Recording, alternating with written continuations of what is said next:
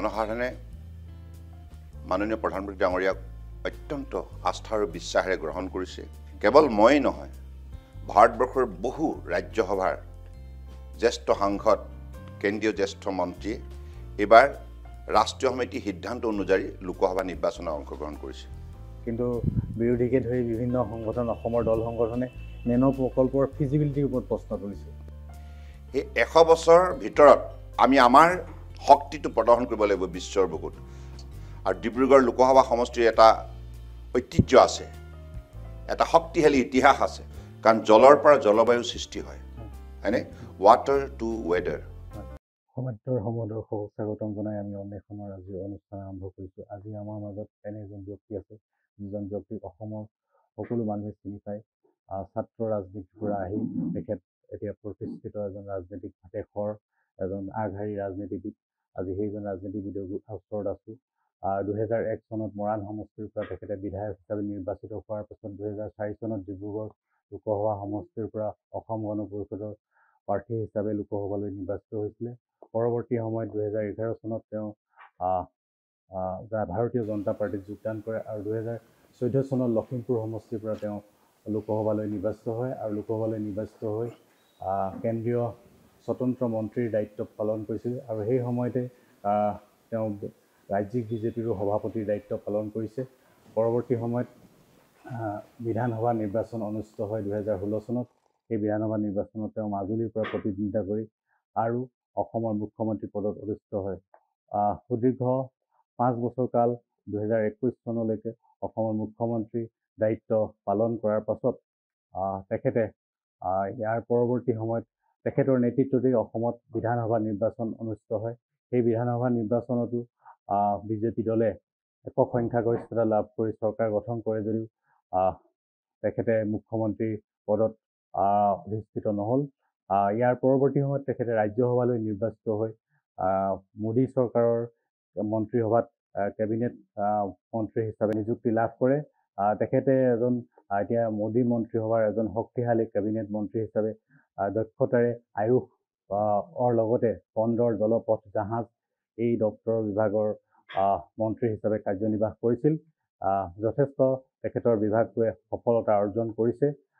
অসমত জলপথ নতুনকৈ আৰম্ভ কৰি অসমত কেইবাটাও বন্দৰ স্থাপনৰ কাৰণে তেখেতে পদক্ষেপ গ্ৰহণ কৰিছে আৰু এইবাৰ তেওঁ ডিব্ৰুগড় লোকসভা সমষ্টিৰ পৰা প্ৰতিদ্বন্দ্বিতা কৰিছে বিজেপি প্ৰাৰ্থী হিচাপে। সেইজন হৈছে সৰ্বানন্দ সোণোৱাল ডাঙৰীয়া। আমি সৰ্বানন্দ সোণোৱাল ডাঙৰীয়াক আমাৰ অনুষ্ঠানলৈ স্বাগতম জনাইছোঁ। আজি আমি আপোনাৰ সৈতে কিছু কথা পাতিম, যিহেতু নিৰ্বাচন চলি আছে, নিৰ্বাচনৰ প্ৰচাৰ চলি আছে। আপুনি ডিব্ৰুগড় লোকসভা নিৰ্বাচনৰ এইবাৰ প্ৰাৰ্থী, বিজেপিৰ NDA প্ৰাৰ্থী। আপোনাৰ কেনেকুৱা ধৰণৰ ৰাইজৰ সঁহাৰি আপুনি কেনেকুৱা ধৰণে পাইছে? মই এতিয়ালৈকে ডিব্ৰুগড় লোকসভা সমষ্টিৰ অধীনত থকা 10টা বিধানসভা সমষ্টিৰ ক্ষেত্ৰ ভ্ৰমণ কৰিলোঁ আৰু তাত ভোটদাতা ৰাইজক সাক্ষাৎ কৰিলোঁ আৰু আমাৰ দলৰ যিসকল কাৰ্যকৰ্তা আছে, মিত্ৰজোঁটৰ অসম গণ পৰিষদ দলৰ কাৰ্যকৰ্তা আছে, তেখেতসকলৰ সৈতে মত বিনিময় কৰিলোঁ। ৰাইজৰ মাজত প্ৰবল উৎসাহ আছে আৰু ৰাইজে বিচাৰে যে তৃতীয়বাৰৰ কাৰণে ভাৰতবৰ্ষৰ মাননীয় নৰেন্দ্ৰ মোদী ডাঙৰীয়া প্ৰধানমন্ত্ৰী হওক আৰু তেখেত প্ৰধানমন্ত্ৰী হৈ থাকিলেহে দেশৰ উন্নয়ন যাত্ৰা ক্ষিপ্ৰ গতিত আগবাঢ়ি যাব। আৰু যোৱা 10 বছৰত যিটো ভাৰতবৰ্ষৰ জনগণে পৰিৱৰ্তন দেখিলে, সেই পৰিৱৰ্তন প্ৰত্যক্ষ কৰি এতিয়া জনসাধাৰণে মাননীয় প্ৰধানমন্ত্ৰী ডাঙৰীয়াক অত্যন্ত আস্থা আৰু বিশ্বাসেৰে গ্ৰহণ কৰিছে আৰু এই বিশ্বাসেৰে গ্ৰহণ কৰিছে যে এইগৰাকী মহান নেতা যদি নেতৃত্বত থাকে, ভাৰতবৰ্ষৰ উন্নতিটো হ'বই, লগতে ভাৰতবৰ্ষৰ 140 কোটি জনতাই সামাজিক ন্যায়, সামাজিক সুৰক্ষা, অৰ্থনৈতিক উন্নয়ন আৰু সন্মান সহকাৰে জীয়াই থকাৰ অধিকাৰ ভোগ কৰিব পাৰিব আৰু বিশ্বৰ বুকুত ভাৰতবৰ্ষৰ সন্মান বৃদ্ধি হ'ব। এতিয়ালৈকে যোৱা 10 বছৰত মোদী ডাঙৰীয়াৰ সঠিক নীতি, সঠিক পৰিকল্পনা, সঠিক আঁচনি আৰু উন্নত মানদণ্ডৰ ইয়াক ৰূপায়ণ ব্যৱস্থাৰ আৰু সময়মতে কৰাৰ বাবে ভাৰতবৰ্ষৰ প্ৰতিগৰাকী নাগৰিক ইয়াৰ পৰা উপকৃত হৈছে আৰু বিশেষকৈ সুশাসন ব্যৱস্থা প্ৰৱৰ্তন কৰি আজি মানুহৰ মনত এই কথা পতিয়ন নিয়াবলৈ সক্ষম হৈছে যে মোদী ডাঙৰীয়াই যি কথা কয়, যি গ্যাৰাণ্টি দিয়ে তাক ফুলফিল কৰে। কংগ্ৰেছৰ দীৰ্ঘদিনীয়া শাসনকালত তেখেতসকলে 60 বছৰ ৰাজত্ব কৰিলে। মোদী ডাঙৰীয়াৰ নেতৃত্বত কেৱল 10 বছৰ ৰাজত্ব কাল সম্পূৰ্ণ হোৱাৰ পথত 60 বছৰ কাল দীৰ্ঘদিন ৰাজত্ব কৰাৰ পাছতো এই সম্পদশালী ভাৰতবৰ্ষখনক শক্তিশালী ৰূপত সজাব নোৱাৰিলে। ভাৰতবৰ্ষ এখন বহুত ডাঙৰ এখন উপমহাদেশ, যিখন উপমহাদেশত বিভিন্ন জাতি উপজাতি বসবাস কৰে, ভাষা ধৰ্মাৱলী লোকে বসবাস কৰে। গতিকে আৰু এইখন দেশৰ যিটো সম্পদ সম্ভাৱনা, প্ৰাকৃতিক হওক, আপুনি মানৱ সম্পদে হওক, বনজ সম্পদে হওক, বিভিন্ন ধৰণৰ সম্পদে হওক, এই সম্পদৰাজিয়ে ভাৰতবৰ্ষক আগন্তুক দিনত শক্তিশালী কৰাৰ বাবে যথেষ্টখিনি ইয়াৰ ভিত্তি তৈয়াৰ কৰিছে। তৎসত্ত্বেও কংগ্ৰেছৰ শাসনকালত কিয় ভাৰতবৰ্ষ পিছ পৰি থাকিব লগা হ'ল? এই কথা এতিয়া একবিংশ শতিকাত মানুহে বিশেষভাৱে যুক্তি সহকাৰে গোটেই বিষয়টো পৰ্যালোচনা কৰিছে আৰু পৰ্যালোচনা কৰি দেখিছে যে কংগ্ৰেছ বিফলতাৰ মূল কাৰণ হৈছে তেখেতসকলৰ অপশাসন, দুৰ্নীতি, ভ্ৰষ্টাচাৰ, পৰিয়ালকেন্দ্ৰিক ৰাজনীতি, বৈষম্য নীতি, সাম্প্ৰদায়িক ৰাজনীতি, বিভাজন নীতি। এই নিকৃষ্ট নীতিবিলাকে ভাৰতবৰ্ষক দুৰ্বল কৰিলে, শাসন ব্যৱস্থাটো ভাঙি চিঙি চুৰমাৰ কৰিলে, ফলত ইমান সম্পদশালী এখন ৰাষ্ট্ৰ আগুৱাই যাব নোৱাৰিলে। কিন্তু আজি কম দিনৰ ভিতৰত ভাৰতবৰ্ষই কিয় 10ম স্থানৰ পৰা আহি 5ম স্থানত বিশ্বৰ সৰ্ববৃহৎ অৰ্থনীতি হিচাপে নিজক প্ৰতিষ্ঠা লাভ কৰিবলৈ সক্ষম হ'ল? এইকাৰণে যে বৰ্তমান সুশাসন ব্যৱস্থা প্ৰৱৰ্তন কৰা হৈছে। সুশাসন ব্যৱস্থাৰ যোগেদি ভাৰতবৰ্ষৰ প্ৰতিগৰাকী নাগৰিক উপকৃত হৈছে, তেখেতসকলে মৰ্যাদা সহকাৰে জীৱন নিৰ্বাহ কৰাৰ সুযোগ লাভ কৰিছে আৰু প্ৰতিগৰাকী দুখীয়া মানুহৰ বাবে যিমানবিলাক আঁচনি হাতত লৈছে, সেই আঁচনিবিলাক ৰূপায়ণ হোৱাৰ ফলত আটাইতকৈ দৰিদ্ৰজনেও জীৱনটো আগুৱাই নিয়াৰ বাবে যিবিলাক যাৱতীয় সা সুবিধা লাভ কৰিবলৈ সক্ষম হৈছে। মই উদাহৰণস্বৰূপে এটা কথা কওঁ, ধৰক কোনোবা এজন মানুহৰ থাকিবলৈ ঘৰ নাই, সেইগৰাকী ব্যক্তিক প্ৰাইম মিনিষ্টাৰ আৱাস যোজনাৰ যোগেদি এটা পকী ঘৰ উপহাৰ দিয়া হৈছে। সেইগৰাকী ব্যক্তিৰ ঘৰত যাতে পোহৰ সম্ভৱ হয় তাৰ কাৰণে বিজুলী বাতি যোগান ধৰা হৈছে। সেইগৰাকী ব্যক্তিৰ ঘৰত যাতে কেঁচা খৰিত ভাত ৰান্ধিব নালাগে তাৰ বাবে চিলিণ্ডাৰ গেছ যোগান ধৰা হৈছে। সেইগৰাকী ব্যক্তিৰ যদি টান নৰিয়াত পৰে, কেঞ্চাৰ বা কিডনি বা লিভাৰ এনেকুৱা ধৰণৰ জটিল ৰোগত আক্ৰান্ত হয়, দুখীয়া মানুহে তেতিয়া উন্নত চিকিৎসাৰ বাবে ডাঙৰ ডাঙৰ হস্পিটেললৈ যাব নোৱাৰে, কাৰণ তাত লাখ লাখ টকা বিল হয়। সেইগৰাকী ব্যক্তিও তেনেধৰণৰ জটিল ৰোগত যাতে উন্নত চিকিৎসা লাভ কৰিব পাৰে তাৰ কাৰণে আয়ুষ্মান ভাৰতৰ যোগেদি 5 লাখ টকালৈকে বিনামূলীয়াকৈ তেখেতলোকে চিকিৎসা লাভ কৰাৰ সুবিধা প্ৰদান কৰা হৈছে। সেইগৰাকী ব্যক্তি যাতে ভোকত থাকিব নালাগে তাৰ বাবে অন্নমুঠি বিনামূলীয়াকৈ যোগান ধৰা হৈছে। আৰু সেইগৰাকী ব্যক্তিৰ নামত যাতে ভৱিষ্যতৰ দিনত যদি চৰকাৰে কিবা আঁচনি ৰূপায়ণ কৰে, সেই আঁচনিৰ ধন শতকৰা 100% যাতে সেই ব্যক্তিগৰাকী পাব পাৰে তাৰ কাৰণে তেখেতক বেংক একাউণ্ট খুলি দিয়া হৈছে, যাতে মাজত মধ্যভোগীয়ে টকা আত্মসাৎ কৰিব নোৱাৰে, যিটো কংগ্ৰেছৰ দিনত কৰা হৈছিল। সেই সময়ত মনত আছে আপোনাৰ কংগ্ৰেছৰ প্ৰধানমন্ত্ৰী ৰাজীৱ গান্ধী ডাঙৰীয়াই দিল্লীৰ পৰা কৈছিল, আমি 100 টকা পঠিওৱা মানুহলৈ সেই দুখীয়া মানুহজনে কেৱল 16 টকাহে পায়, বাকী 84 টকা মধ্যভোগীয়ে আত্মসাৎ কৰে। তেতিয়া সুশাসন ব্যৱস্থা নাছিল, স্বচ্ছ আৰু নিকা প্ৰশাসন ব্যৱস্থা নথকাৰ কাৰণে সেই অৱস্থা হৈছিল। আজি ডিবিটি ডিজিটেল ইণ্ডিয়াৰ যোগেদি ভাৰতবৰ্ষৰ দুখীয়া মানুহক 51 কোটি একাউণ্ট খোলা হ'ল, যিবিলাক মানুহে ভাৰতবৰ্ষৰ বিত্তীয় ব্যৱস্থাটোৰ পৰা বহু দূৰত অৱস্থান কৰিছিল, দিন হাজিৰা কৰা মানুহবিলাকে, হয়নে? আনকি আমাৰ চাহ বাগিচাত কোনো চাহ শ্ৰমিকৰ হাতত বেংকৰ একাউণ্ট নাছিল। আমাৰ কাৰ্যকালত এই অভাজন যেতিয়া মুখ্যমন্ত্ৰী আছিল তেতিয়া মাননীয় প্ৰধানমন্ত্ৰী ডাঙৰীয়াই ক'লে, এখেতসকলৰ জীৱনটো যদি শক্তিশালী কৰি তুলিব লগা হয়, এখেতসকলৰ বাবে অত্যাধুনিক সা সুবিধা প্ৰদান কৰিব লাগিব আৰু তেখেতসকলক ডিজিটেল মাধ্যমৰ যোগেদি চৰকাৰৰ সা সুবিধাবিলাক তেখেতসকলৰ হাতলৈ পঠোৱাৰ ব্যৱস্থা কৰিব লাগিব। সেইকাৰণে 8.5 লাখ বেংকৰ একাউণ্ট খোলা হ'ল। প্ৰতিজন চাহ শ্ৰমিকৰ একাউণ্টত 10,000 টকাকৈ আৰ্থিকভাৱে তেখেতসকলক অনুদান প্ৰদান কৰা হ'ল। এনেধৰণে দুখীয়া মানুহক সবলীকৰণ কৰা, এম্পাৱাৰিং দ্য পুৱেৰেষ্ট অফ পুৱাৰ in the country through the corrective policy program and quality implementation, timely quality implementation. That's how the people of the country now got charged up, got motivated, got empowered, and now proceeding with a commitment to achieve the goal of success in life. গতিকে সেইখিনি হৈছে পৰিৱৰ্তন। হয়, আমি গম বুজিছোঁ আপোনালোকৰ চৰকাৰৰ নীতিৰ কাৰণে ৰাইজৰ আপোনাৰ সঁহাৰি লাভ কৰিছে, কিন্তু এটা ডিব্ৰুগড় সমষ্টিত আপুনি এইবাৰ প্ৰতিদ্বন্দ্বিতাৰ কাৰণে এটা প্ৰশ্ন উঠি আছে। আপোনাৰ যিহেতু ৰাজ্যসভাৰ কাৰ্যকাল এতিয়াও সম্পূৰ্ণ হ'বলৈ বাকী আছে, তেনে কি পৰিস্থিতি আহি আপুনি আকৌ ডিব্ৰুগড় সমষ্টিত বিৰোধীবিলাকে কৈ আছে, আপুনি বিৰোধীৰ বক্তব্য মোৰ কাষলৈ লৈ আহিছে, মই এটা উত্তৰ দিছোঁ। আমাৰ ৰাষ্ট্ৰীয় সমিতিয়ে লোৱা সিদ্ধান্ত কাৰ্যকাৰী কৰিবৰ বাবে, হয়নে, নিষ্ঠাৰে পালন কৰিবৰ বাবে মই এই নিৰ্বাচনত অংশগ্ৰহণ কৰিছোঁ। আৰু আপুনি জানে মই এগৰাকী নিষ্ঠাবান ভাৰতীয় জনতা পাৰ্টীৰ কাৰ্যকৰ্তা। দলে যি সিদ্ধান্ত দিয়ে সদায় সেই সিদ্ধান্তক মই শ্ৰদ্ধা সহকাৰে গ্ৰহণ কৰি মই তাক নিষ্ঠাৰে পালন কৰোঁ। কেৱল মই নহয়, ভাৰতবৰ্ষৰ বহু ৰাজ্যসভাৰ জ্যেষ্ঠ সাংসদ, কেন্দ্ৰীয় জ্যেষ্ঠ মন্ত্ৰীয়ে এইবাৰ ৰাষ্ট্ৰীয় সমিতিৰ সিদ্ধান্ত অনুযায়ী লোকসভা নিৰ্বাচনত অংশগ্ৰহণ কৰিছে, হয়নে? গতিকে কেৱল মই নহয়, আমাৰ প্ৰাক্তন মুখ্যমন্ত্ৰী মধ্যপ্ৰদেশৰ শিৱৰাজ সিং চৌহান ডাঙৰীয়াও লোকসভাত প্ৰতিনিধিত্ব কৰিছে।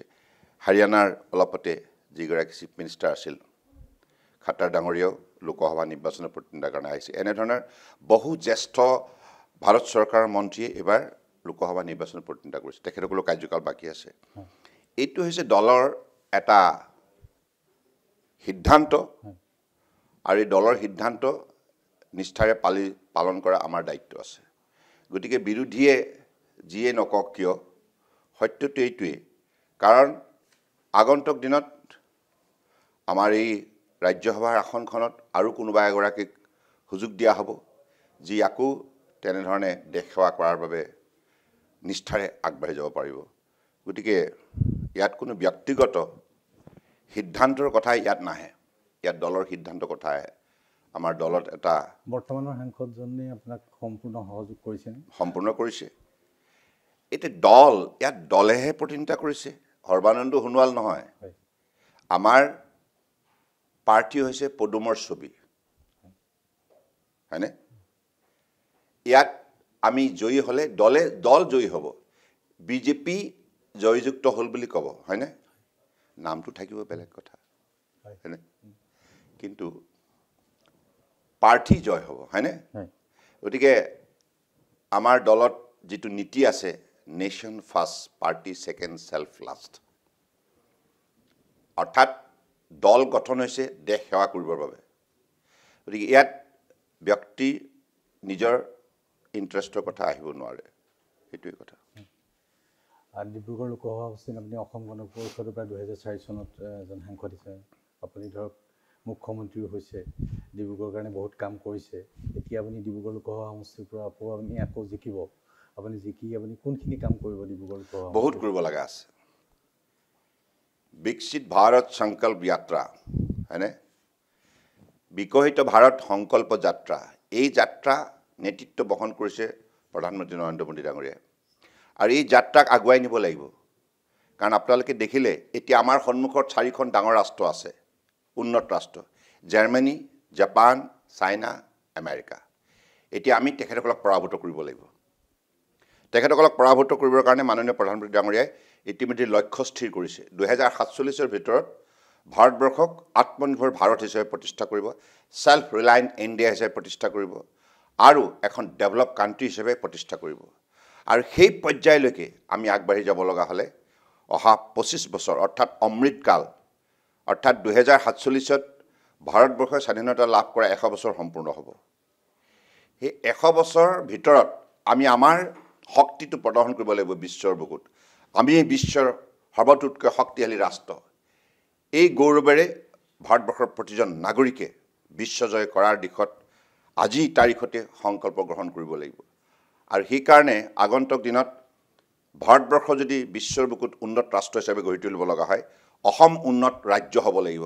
অসম উন্নত ৰাজ্য হিচাপে গঢ়ি তুলিব লগা হ'লে ডিব্ৰুগড় লোকসভা সমষ্টি উন্নত লোকসভা সমষ্টি হিচাপে গঢ় দিব লাগিব গতিকে এটা সমষ্টিক ইয়াত প্ৰায় 17 লাখ ভোটাৰ আছে এই বিশাল এখন মানৱ সমাজ সম্পথালী মানৱ সমাজ আৰু ডিব্ৰুগড় লোকসভা সমষ্টিৰ এটা ঐতিহ্য আছে এটা শক্তিশালী ইতিহাস আছে ইংৰাজৰ শাসনকালত এই দুইখন জিলাই আছিল আটাইতকৈ বেছি ৰাজহ যোগান ধৰা জিলা হিচাপে আমাৰ পৰিচিত এইটো কেৱল ভাৰতবৰ্ষৰ বুকুতে নহয় বিশ্বৰ বুকুত ডিব্ৰুগড় মানুহে জানিছিল ইয়াত আটাইতকৈ বিশ্বৰ উন্নত মানদণ্ডৰ চাহ উৎপাদন হৈছিল গতিকে সেই চাহৰ যোগেদি কেৱল অসমৰে নাম হৈছিল বিশ্বত এনে নহয় ভাৰতবৰ্ষৰ নাম সুকীয়াকৈ সেই বিশ্বৰ বজাৰত আলোচনা হৈছিল আৰু বিশ্বই প্ৰশংসা কৰিছিল গতিকে তেনেধৰণৰ সুনাম বিশেষভাৱে প্ৰতিনিধিত্ব কৰা ডিব্ৰুগড় ঐতিহাসিক লোকসভা সমষ্টি নিশ্চিতভাৱে আগন্তুক দিনত ভাৰতবৰ্ষক বিশ্বশ্ৰেষ্ঠ ৰাষ্ট্ৰ হিচাপে গঢ়ি তোলাৰ ক্ষেত্ৰত উল্লেখযোগ্য ভূমিকা পালন কৰিব লাগিব গতিকে উঠি অহা ছাত্ৰ ছাত্ৰীসকলক উচিত শিক্ষাৰে তেখেতসকলৰ দক্ষতা বিকাশ ঘটাই একোগৰাকী যোগ্য নাগৰিক হিচাপে গঢ় দিব লাগিব আৰু তেখেতসকলৰ যোগ্যতাৰ ভিত্তিত বিভিন্ন প্ৰতিযোগিতামূলক পৰীক্ষাত অৱতীৰ্ণ হৈ সুখ্যাতিৰে উত্তীৰ্ণ হ'ব আৰু নিজক ভালদৰে সংস্থাপিত হ'ব ভাল উপাৰ্জন কৰিব মাতৃপিতৃক আনন্দ দিব সমাজখনক শক্তিশালী কৰি তুলিব সেই লক্ষ্যৰে আমি আগন্তুক দিনত এই লোকসভা সমষ্টিটো সজাই তুলিব লাগিব চৰকাৰৰ কাম চলি আছে আপোনালোকৰ ধৰক ঠিকেই আছে প্ৰথম মোদী চৰকাৰৰ যিখন প্ৰথম কেবিনেটতে নামৰূপ সাৰ কাৰখানা সাধাৰণ সন্দৰ্ভত সিদ্ধান্ত লৈছিলে কিন্তু নামৰূপ সাৰ কাৰখানাটো চতুৰ্থ গোট নিৰ্মাণৰ কাৰণে দীৰ্ঘদিন ধৰি দাবী উত্থাপন হৈ আছিলে মোদী চৰকাৰে সেই সময়তে সিদ্ধান্ত ল'লে কিন্তু আপোনালোকৰ নামৰূপ সাৰ কাৰখানাটো এতিয়া নেনো প্ৰকল্পৰ কথা এতিয়া কৈছে নেনো প্ৰকল্পৰ কথা কিন্তু বিৰোধীকে ধৰি বিভিন্ন সংগঠন অসমৰ দল সংগঠনে নেনো প্ৰকল্পৰ ফিজিবিলিটিৰ ওপৰত প্ৰশ্ন তুলিছে ফিজিবিলিটি আছে কাৰণ আপোনালোকে জানে এতিয়া ভাৰতবৰ্ষত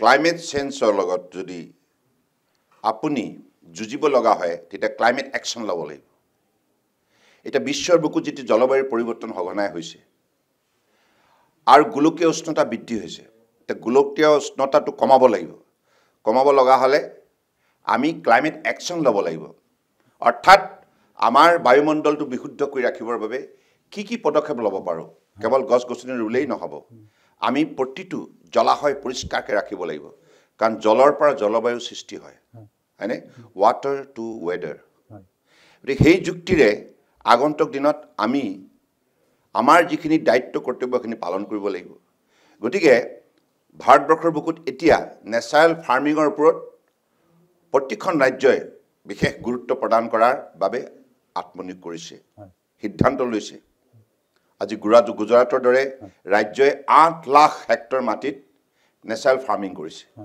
এনেধৰণে ভাৰতবৰ্ষৰ বিভিন্ন ৰাজ্যই কৰিছে কাৰণ অধিক ফাৰ্টিলাইজাৰ বা পেষ্টিচাইড যদি দি থকাৰ কাৰণে natural fertility of land is decaying day by day আৰু ই যদি কেনেবাকৈ এই ধৰিত্ৰীৰ বুকুত উৎপাদন শক্তি থকা এই উপাদানবিলাক যদি নিশেষ হৈ যায় তো ভৱিষ্যতৰ দিনত এই মাটিৰ পৰা গছ গছনি লতা পাত শস্য ফল মূল উৎপাদন হোৱাৰ ক্ষেত্ৰত অসুবিধা আহি পৰিব পাৰে গতিকে সেইকাৰণে এতিয়া নেচাৰেল ফাৰ্মিঙৰ ক্ষেত্ৰত বিশেষ গুৰুত্ব দিয়া হৈছে আৰু নেনো যিটো ফাৰ্টিলাইজাৰ যোগেদি এই পেষ্টিচাইডটো ব্যৱহাৰ কৰাৰ পৰিৱৰ্তে আগন্তুক দিনত অধিক নেনো ফাৰ্টিলাইজাৰ যোগেদি যাতে আমাৰ খেতিয়কসকলে ইয়াক ব্যৱহাৰ কৰি পেলাই এই আমাৰ